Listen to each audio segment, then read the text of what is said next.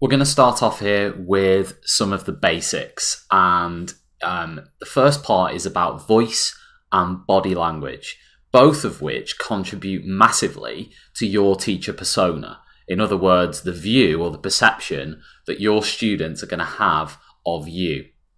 And tone of voice is massively important in that. And I think a fantastic start would be to look at the phrase, which applies to so many areas of life, but particularly in the classroom. It's not what you say, it's the way you say it. I think you can be the most knowledgeable teacher in the world. You can give fantastic explanations of things, but if your tone of voice isn't right, if your tone of voice doesn't demonstrate the authority that you have within that classroom, as well as your body language, then you're in trouble, because the students might not listen, they might not engage with what you're saying, they might not be interested in what you're saying, even though what you've actually got to say is excellent and it's really well planned. So it's important to work on it, and we're going to come on later to how you work on your tone of voice and body language, some exercises you can do, some things that you can put into practice right now to improve that area of your practice.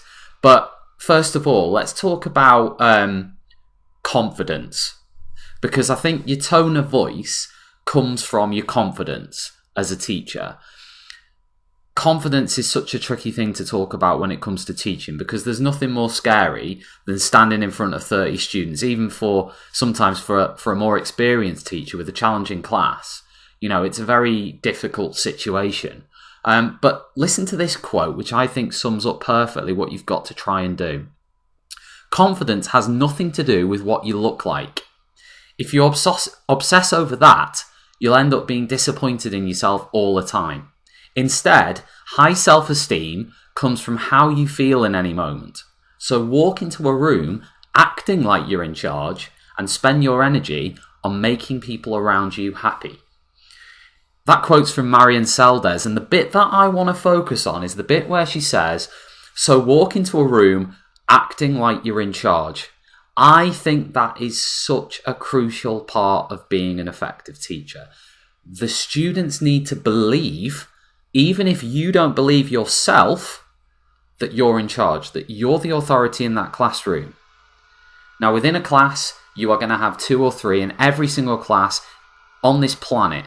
In schools, you're going to have 2 or 3 characters. You're going to have students who are going to want to dominate that classroom. They might not, then I'm not talking about that in a malicious way.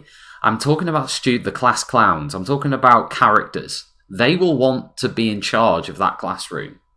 And within the first 5-10 minutes of when you start teaching that class, they're going to start to form judgments. And all the students are going to start forming judgments. What you need to do is you need to show every student in that class that you're the one who's going to win every battle. You need to shut down those characters straight away.